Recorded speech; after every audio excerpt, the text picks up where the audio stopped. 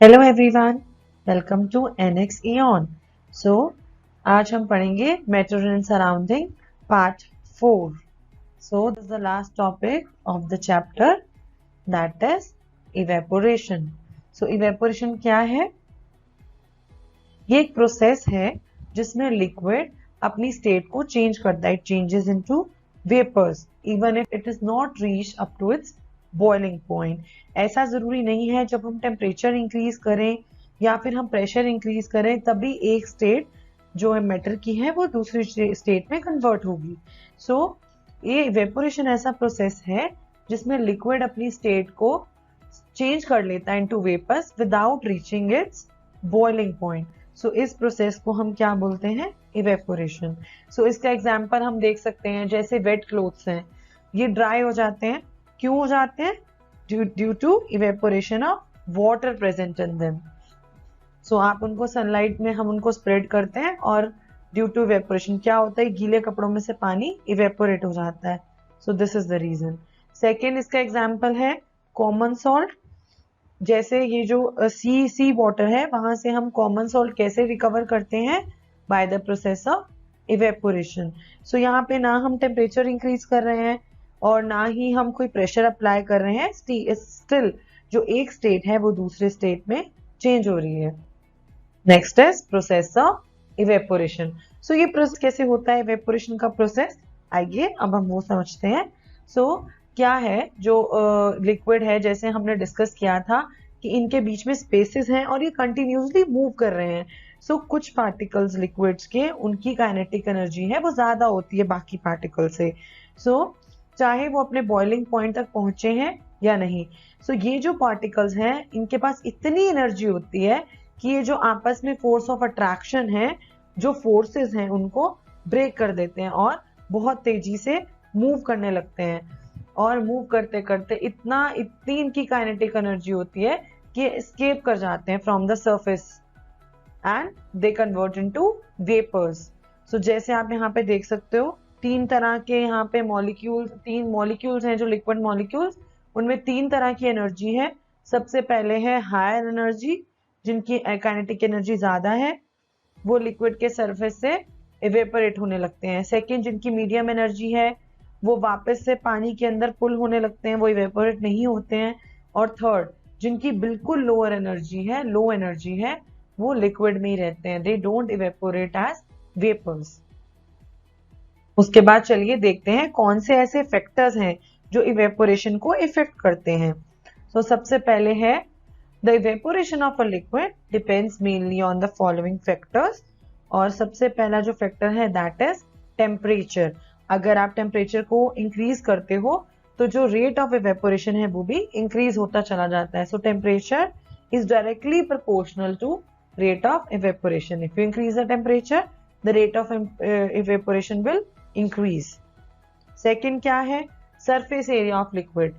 So rate of evaporation surface area पे भी depend करता है। अगर surface area ज्यादा है तो rate of evaporation भी increase हो जाएगा। इसका आप एक एग्जाम्पल देख सकते हो कि अगर आप कुछ लिक्विड एक टेस्ट ट्यूब में लो और कुछ लिक्विड आप चाइना डिश में लो। सो जो लिक्विड हमने चाइना डिश में लिया है उसका सरफेस एरिया ज्यादा होगा और वो जल्दी इवेपोरेट होगा। और एक एग्जांपल और है, जैसे हम कपड़े क्लोथ्स डालते हैं सनलाइट में अंडर द सन सूखने के लिए, तो हम उनको स्प्रेड करके डालते हैं। वो क्यों डालते हैं? ताकि जो सरफेस एरिया है वो कपड़ों का ज्यादा हो जाए और वो जो वेपर्स हैं उसमें जो लिक्विड है वो जल्दी इवेपोरेट हो जाए। थर्ड फैक्टर है humidity of air. So humidity क्या होती है? Basically the content of the amount of water vapours in the atmosphere. So ये क्या है? एक लिमिटेड ही वाटर वेपर्स एयर में हो सकते हैं। अगर बहुत ज्यादा ह्यूमिडिटी है सराउंडिंग्स में तो रेट ऑफ एवेपोरेशन डिक्रीज हो जाएगा, और अगर ह्यूमिडिटी लो है तो rate of evaporation will increase. After that, fourth factor which affects the rate of evaporation is wind speed. So, rate of evaporation, wind की speed अगर ज्यादा है तो rate of evaporation भी increase हो जाएगा। जैसे इसका example है, अगर किसी दिन हवा बहुत चल रही है तो जो अगर आप clothes डाल रहे हो under the sun या फिर on a open area, सूखने के लिए, तो वो जल्दी सूखेंगे अगर विंड स्पीड ज्यादा है. सो rate of evaporation increases with the wind speed. ये आप एग्जाम्पल्स के साथ समझ सकते हो. सो जैसे हमने डिस्कस किया कि टेम्परेचर के साथ अगर आप लिक्विड को हीट कर दोगे, अगर कोई भी लिक्विड उसको हम हीट करते हैं तो क्या होता है, जो उसके मॉलिक्यूल्स हैं वो बहुत ज्यादा एनर्जी गेन कर लेते हैं, उसकी काइनेटिक एनर्जी इंक्रीज हो जाती है और वो जल्दी से मूव करने लगते हैं. और जैसे वो उनकी स्पीड इंक्रीज होगी तो वो जल्दी इवेपोरेट होंगे. So rate of evaporation increase होगा. So boiling can increase the rate of evaporation. Second, I have told you surface area. So अगर आप वाटर रखोगे एक ग्लास में और सेकंड कुछ लिक्विड रखोगे आप एक चाइना डिश में, तो जो ये वाला लिक्विड है वो जल्दी इवेपोरेट होगा as compare to this one. So इनसे हमें पता चलता है कि जो दो फैक्टर्स हैं ये सबसे ज्यादा इन्फ्लुएंस करते हैं रेट ऑफ इवेपोरेशन को. सो अब एक बहुत इंपॉर्टेंट प्रॉपर्टी या बहुत एक इंपॉर्टेंट कॉज हम पढ़ रहे हैं इवेपोरेशन का, कि जो इवेपोरेशन है इट कॉजेस कूलिंग. और ये डे टू डे लाइफ में हम बहुत सारे इसके एग्जाम्पल्स भी देखते हैं. तो ये कूलिंग क्यों होती है इवेपोरेशन से, ये मैं आपको बताती हूँ. क्या होता है, जब आप एक लिक्विड रखते हो और वो लिक्विड इवेपोरेट होता है, सो ये जो पार्टिकल्स हैं लिक्विड के, ये एब्जॉर्ब करते हैं एनर्जी. कहाँ से? From the surrounding. It absorbs energy from the surrounding to regain the energy. कौन सी? ये एनर्जी को रीगेन करने के लिए जो कि इन्होंने प्रोसेस ऑफ इवेपोरेशन में लूज की है. सो इसकी वजह से क्या होता है, ये एब्जॉर्प्शन होता है एनर्जी का, it makes the surrounding cool. So इसके हम कुछ एग्जांपल्स देखते हैं. जैसे समर सीजन में कुछ लोग अर्दन पोर्ट में पानी रखते हैं. सो आपने हमेशा देखा होगा कि जो पानी है ये ठंडा रहता है. ऐसा क्यों है? क्योंकि जो अर्दन पोर्ट है उसमें छोटे छोटे पोर्स हैं. तो सम ऑफ द वाटर कॉन्टिन्यूसली, तो कुछ पानी उसमें से कंटिन्यूसली इवेपोरेट होता रहता है.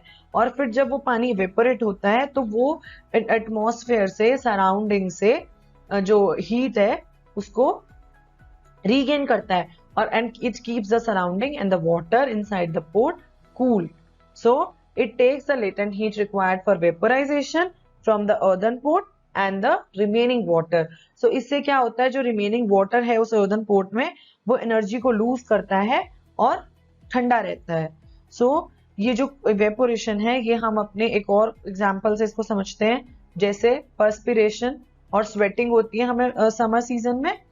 सो उससे क्या होता है, जो हमारा बॉडी टेम्परेचर है वो, हमारी जो बॉडी है वो कूल फील करती है, क्योंकि एनर्जी हमारी जो बॉडी है वो लूज करती है इन द एटमॉस्फेयर, और उससे जो हमारी बॉडी है उसको ठंडा फील होता है.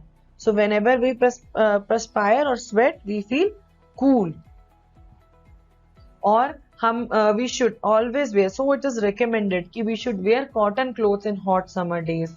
इससे हमें क्या फील होता है, we feel cool and comfortable. क्योंकि जैसे मैंने आपको बताया, ड्यूरिंग इवेपोरेशन जो पार्टिकल्स हैं सरफेस पे वो एनर्जी गेन करते हैं फ्रॉम द सराउंडिंग, और जो सराउंडिंग में लॉस ऑफ हीट होगा तो we will feel cool. That's why it's recommended to wear cotton clothes in hot summer days. So अब हम देखेंगे कि एक्सपेरिमेंट के थ्रू कि the presence of water vapour in air, जैसे हमने पढ़ा कि ह्यूमिडिटी अगर बहुत ज्यादा हो तो रेट ऑफ इवेपोरेशन डिक्रीज हो जाता है. तो ये एक्सपेरिमेंट प्रूव करेगा कि जो हमारे एयर है सराउंडिंग में उसमें वाटर वेपर है. आपको क्या करना है, कुछ आइस लेनी है एक टम्बलर में, ठीक है, और आप कुछ टाइम के बाद देखोगे अगर आप उसको वैसे ही छोड़ दोगे, अनकवर्ड छोड़ दोगे, तो जैसे आप इस पिक्चर में देख रहे हो कुछ water droplets you will observe on the outer surface of tumbler. So ऐसा क्यों हुआ, जब ये वाटर टम्बलर में है ये हमारे एटमॉस्फेयर के पार्टिकल्स, लिक्विड पार्टिकल्स के साथ कांटेक्ट में आया तो क्या हुआ, लॉस ऑफ एनर्जी हुई. क्योंकि दोनों के टेम्परेचर में डिफरेंस है, वो कूल है, हमारा एटमॉस्फेयर है, जो सराउंडिंग्स है वो हॉट है, तो क्या होगा, एनर्जी लूज करेगा. और जब एनर्जी लूज होगी तो ये जो ये आइस है that will convert into liquid state, और लिक्विड स्टेट में कन्वर्ट होने की वजह से हमें ये यहाँ पे वाटर ड्रॉपलेट्स दिखेंगी out on the outer surface tumbler. This is because कि जो हमारे सराउंडिंग्स हैं उसमें वाटर वेपर प्रेजेंट है. सो was all about evaporation. So thank you so much for watching. So अगर आपको कोई भी डाउट है इस वीडियो से रिलेटेड, इस टॉपिक से रिलेटेड या फिर इस चैप्टर से related, that is matter in our surroundings, तो आप नीचे कमेंट बॉक्स में लिख सकते हैं. और नीचे हमारी ऐप है NX Eon, उसका लिंक भी दिया हुआ है. आप उस ऐप को डाउनलोड कर सकते हो for lot of study material related to science, mathematics and many other subjects. Thank you so much.